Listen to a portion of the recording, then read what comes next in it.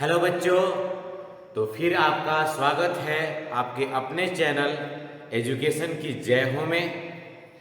तो हम लोग क्लास 10th के लिए मेन एग्जाम को फोकस करते हुए रिवीजन क्लासेस का एक सीरीज लाए हुए हैं जिसमें मैथमेटिक्स पढ़ाया जाएगा। मैथमेटिक्स के प्रत्येक चैप्टर का कंसेप्ट और फार्मूला को बताया जाएगा। इसके बाद आप लोगों के लिए प्रीवियस ईयर क्वेश्चंस, जितने भी प्रीवियस ईयर क्वेश्चंस हैं वे सभी सॉल्व कराए जाएंगे और कुछ ऐसे क्वेश्चन भी सॉल्व कराए जाएंगे जो थोड़ा टफ है, जो आ सकते हैं एग्जाम में, वो भी सॉल्व कराए जाएंगे, चाहे कोई भी सोर्स से क्यों ना हो, जो एग्जाम में आ सकते हैं। तो क्लास 10th रेडी हो जाए इस सीरीज के लिए। और इस सीरीज का नाम रहेगा सेंचुरी सीरीज, मतलब 100 आउट ऑफ 100 लाना है। मैथ है और आप सीबीएसई में पढ़ रहे हैं तो कुछ 90 प्लस तो लाना ही पड़ेगा। लेकिन हम ट्राई करेंगे आपका काम आसान करने के लिए। एक्चुअली मैंने यह सीरीज स्टार्ट किया हुआ है जिसका नाम है सेंचुरी सीरीज। तो हम क्या ट्राई करने वाले हैं कि आपका 100 आउट ऑफ 100 आए। तो अगर आप अच्छे से हम लोग के साथ पढ़िएगा तो जरूर आएगा, और न पढ़िएगा तो बात ही कुछ और है। तो हम लोग सेंचुरी सीरीज की शुरुआत करते हैं और इसमें क्या क्या पढ़ेंगे पहले वो हम आप लोगों को बता दे रहे हैं। तो इस सीरीज में हम लोग क्या क्या पढ़ेंगे इसके बारे में जान लेते हैं। कंसेप्ट एंड फॉर्मूले, प्रत्येक चैप्टर का जितने भी चैप्टर होंगे उनमें से सभी चैप्टर्स का कंसेप्ट एंड फॉर्मूले को पढ़ा जाएगा अच्छा से, क्योंकि अगर कंसेप्ट और फॉर्मूला ही ना पता हो तो आप क्वेश्चन बना ही नहीं सकते। इसके बाद प्रीवियस ईयर क्वेश्चंस बहुत जरूरी हैं अगर एग्जाम में अच्छा नंबर लाना है तो। इसके बाद थर्ड में कुछ important question, some other important questions. इसका क्या मतलब हुआ कि कुछ वो क्वेश्चन जो पहले कभी नहीं आए वो भी तो आ सकते हैं ना, तो उन क्वेश्चनों को भी देख लिया जाएगा। ओके, तो कुछ खुद से मैं अपना क्वेश्चंस लाऊंगा और उसको सॉल्व कराऊंगा ताकि कुछ एक्स्ट्रा क्वेश्चन आए तो उसमें भी आप लोग कॉन्फिडेंस ठीक रहे आप लोगों का। तो इसके बाद इसलिए इसका सीरीज का नाम मैंने रखा है सेंचुरी सीरीज, मतलब 100 आउट ऑफ 100 लाना, यही हम लोग का एम रहेगा। इसके बाद benefits of solving PYQ, previous year question आखिर सॉल्व करने का बेनिफिट क्या है ये देख लेते हैं हम लोग। तो टोटल देखिए है बहुत सारे बेनिफिट, लेकिन मैंने 4 को मेन फोकस किया हुआ है, 4 पॉइंट्स पर। पहला पॉइंट है इनफ प्रैक्टिस हो जाएगा। एग्जाम से जाने से पहले क्वेश्चंस पर इनफ प्रैक्टिस, और वैसा प्रैक्टिस जो पहले से आया हुआ हो, तो उसमें क्या करेगा, कॉन्फिडेंस को बिल्डअप करेगा, कॉन्फिडेंस को और बढ़ा देगा आपको।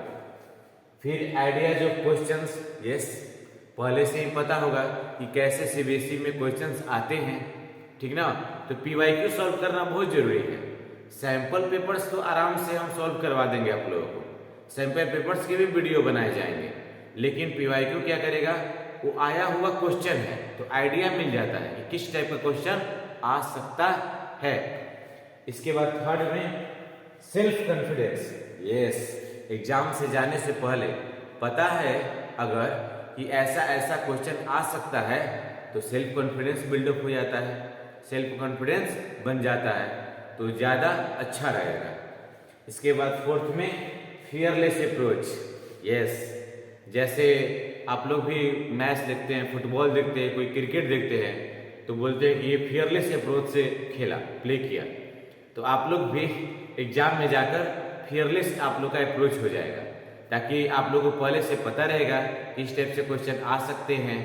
अगर कुछ इधर उधर भी क्वेश्चन किया तो भी पता रहेगा, क्योंकि हम लोग कंसेप्ट एंड फार्मूला भी साथ साथ पढ़ते जाएंगे, ठीक है ना। तो इसमें हम सैंपल पेपर भी एक्चुअली आप लोग को लिए बना देंगे, लेकिन मेनली PYQ कुछ एक्स्ट्रा क्वेश्चन भी बनाए जाएंगे और कंसेप्ट फार्मूला एक एक करके इस सीरीज में हम यही आप लोगों के लिए करेंगे। तो ये मैथमेटिक्स का सीरीज होगा। हो सकता है आने वाले 1-2 दिनों में साइंस का भी सीरीज एक स्टार्ट हो, ठीक है ना।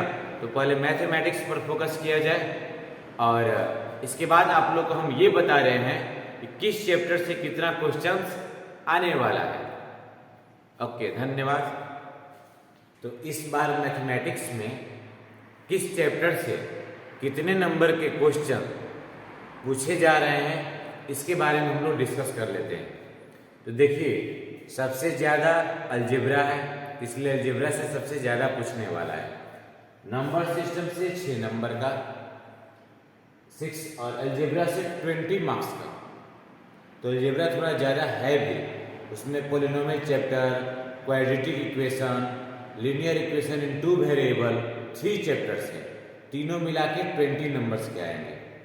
फिर कोऑर्डिनेट ज्योमेट्री छोटा सा है, उसमें भी एरिया ऑफ ट्रायंगल एलिमिनेट है, 6 मार्क्स का आएगा, बहुत ज़्यादा उसमें भी। फिर ट्रिग्नोमेट्री अकेले 12 मार्क्स का आ रहा है। कॉम्प्लीमेंट ऑफ एंगल्स हट गया है, रिमूव कर दिया उसके बाद भी, लेकिन इसमें हाइट एंड डिस्टेंस भी है, ये बात ध्यान देने लायक है। Identities, height and distance and acute angle का जो रेशियो है, ट्रिग्नोमेट्री रेशियो। इसके बाद मेंसुरेशन, मेंसुरेशन में आप लोग area related to circle and volume, आप लोग जो पढ़ रहे हैं अभी सरफेस एरिया और वॉल्यूम, हाल फिलहाल में पढ़ाई चारों तरफ ये चल रहा है, उससे आएंगे 10 मार्क्स के क्वेश्चंस। ओके, हो सकता है कि मैं एनसीईआरटी का भी मेंसुरेशन बनवा दूं किसी एक लेक्चर में अलग से, लेकिन इस सीरीज में ज़्यादातर हम लोग कंसेप्ट, फार्मूला और क्वेश्चन से बनाए जाएंगे, ठीक है ना, ताकि क्वेश्चंस प्रैक्टिस अच्छा से हो जाए। फिर statistics and probability, statistics and probability ये दोनों मिला के 11 मार्क्स के आ रहे हैं। उसमें भी स्टैटिस्टिक्स 9th वाला नहीं है, थोड़ा सा डिफर है, थोड़ा सा अलग है, इसलिए ज़्यादा ध्यान देने की ज़रूरत है। प्रोबेबिलिटी तो वैसे आसान ही रहेगा आप लोग के लिए। फिर से ज्योमेट्री, ज्योमेट्री में आप लोग जानते हैं कौन कौन सा आएगा, ट्रायंगल, सर्कल, सर्कल भी है चैप्टर ज्योमेट्री का, 15 मार्क्स का आएगा। ट्रायंगल इसमें ज़्यादा इम्पोर्टेंट है, तो ये टोटल मिलाकर के 80 मार्क्स का पूछे जाने वाला है। यही हम लोग का मार्किंग सिस्टम है, मार्क्स कैसे कैसे किस चैप्टर से कितने आएंगे यही हम लोग का है। तो हम लोग कोई एक इम्पॉर्टेंट चैप्टर से स्टार्ट किया जाएगा, इंटरेस्टिंग। 10th क्लास में सबसे ज़्यादा इंटरेस्टिंग कोई चैप्टर है तो वो है ट्रिग्नोमेट्री। तो ट्रिग्नोमेट्री से हम लोग क्लास स्टार्ट करेंगे। सबसे पहले उसके फार्मूला, कंसेप्ट, इसके बाद उसके बहुत सारे क्वेश्चंस, हाँ, और जो क्वेश्चंस चाहे जो पार्ट सिलेबस में नहीं है उसका एक भी क्वेश्चन इस सीरीज में नहीं बनवाया जाएगा, ताकि हम लोग का टाइम लॉस नहीं होना चाहिए। और एक मार्च और अप्रैल में एग्जाम होने वाला है, तो हो सकता है 10 मार्च चाहे 1 मार्च से ही स्टार्ट हो, चाहे 15 मार्च से स्टार्ट हो, ठीक है। तो अभी हम लोग के पास 3 मंथ है, 3 मंथ, दिसंबर, जनवरी और फरवरी। तो इन तीनों महीनों में, इन तीनों मंथ में हम लोग का क्या कर देना है, अच्छे से PYQ का रिवाइज कर लेना है, कंसेप्ट का रिवाइज कर लेना और फार्मूला कर लेना है। और इसके बाद आप लोग का NCERT तो है ही, तो आप लोग NCERT को रिवाइज करते जाइएगा। जो जो लड़के RD शर्मा का एक एक क्वेश्चन नहीं बना पाए हैं वो जरूर इस सीरीज को ध्यान से पढ़ेंगे, NCERT और PYQ। अगर RD शर्मा आप नहीं बनाएंगे तो इस पे जरूर फोकस कीजिएगा और मेरे साथ बने रहिएगा। तो ओके, तो अगला लेक्चर ट्रिग्नोमेट्री के बारे में आएगा। ट्रिग्नोमेट्री चैप्टर को हम लोग अच्छा से पढ़ेंगे। धन्यवाद, तब तक के लिए।